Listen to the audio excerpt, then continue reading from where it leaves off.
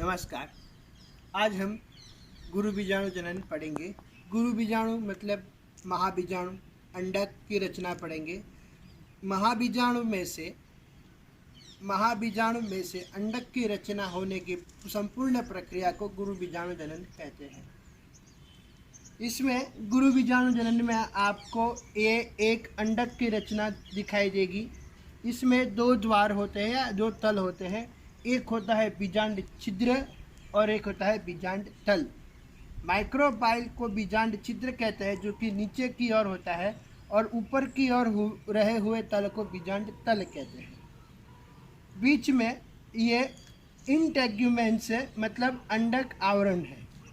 ये जो सारे आपको दिख रहे हैं 3, 1, 2 और 3, ये है अंडक आवरण, जो कि अंडक की रचना को रक्षण प्रदान करते हैं तथा ये विभिन्न वनस्पतियों में विभिन्न प्रकार के हो सकते हैं। तथा मध्य में एक अष्टकोशीय भ्रूणपुट या बीजांड या अंडक की रचना होती है, जिसमें 3 कोशिकाएं प्रतिव्यासांत कोशिका होती है, जो कि ऊपर की ओर होती है। मध्य में 2 ध्रुवीय कोशिकाएं होती है तथा नीचे एक अंडक तथा 2 सहायक कोशिकाएं होती है।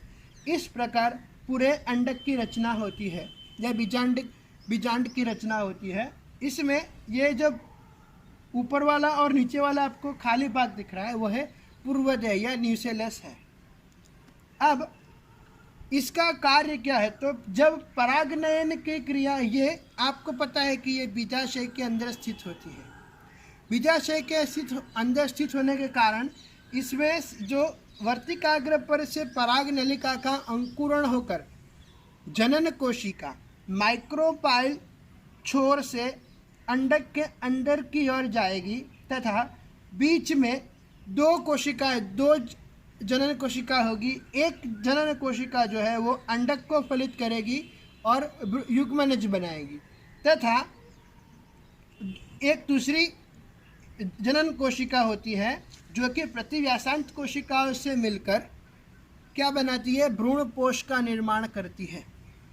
अधिकतर एक बीजपत्री वनस्पति या भ्रूणपोषी होती है, क्योंकि उसमें द्विबीजपत्र या जो बीजपत्र का निर्माण होता है वो एक ही होता है, तो उसे पोषण के लिए भ्रूणपोष की आवश्यकता होती है।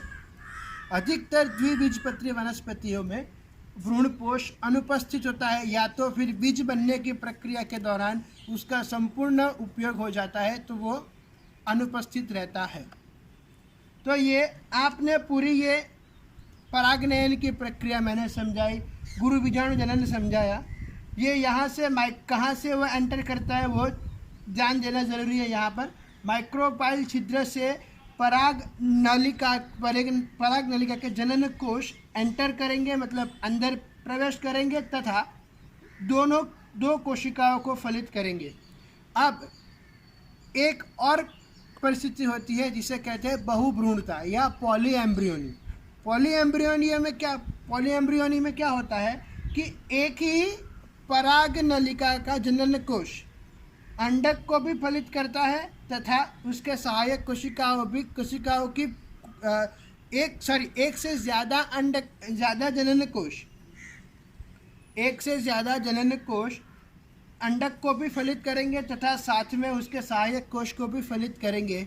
तो हमें क्या मिलता है? बहुभ्रूणता का विकास होता दिखाई देता है।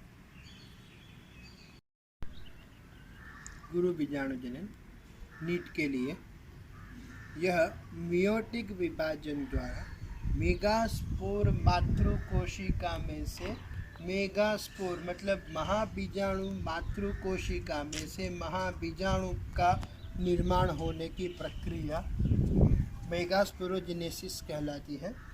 ये ओव्यूल के अंदर की ओर संपन्न होती है तथा आपको मैंने ये पूरी संरचना दिखाई। इसमें 2 भाग रह गए थे, जो कि राफे मतलब ये अंडक को ओव्यूल के अंदर बीजांड को स्थिर करने के लिए ये रचना होती है तथा ये इसका फ्यूनिकल मतलब दंड है। तो हम ओव्यूल की संरचना देखते हैं। ओव्यूल के बारे में कहा जाता है कि यह एक इंटेग्यूमेंट युक्त एक रक्षणात्मक आवरण युक्त मेगास्पोरेंजियम है, मतलब महाबीजाणुधानी है। ओव्यूल वृंत तथा बॉडी से मिलकर बना होता है। ये वृंत है और ये बॉडी का पोर्शन है। इसके वृंत को फ्यूनिकल कहा जाता है। फ्यूनिकल का एक सिरा प्लेसेंटा जरायु से जुड़ा हुआ होता है तथा दूसरा सिरा ओव्यूल की बॉडी से जुड़ा हुआ रहता है। ये अंदर जरायु से जुड़ा हुआ रहता है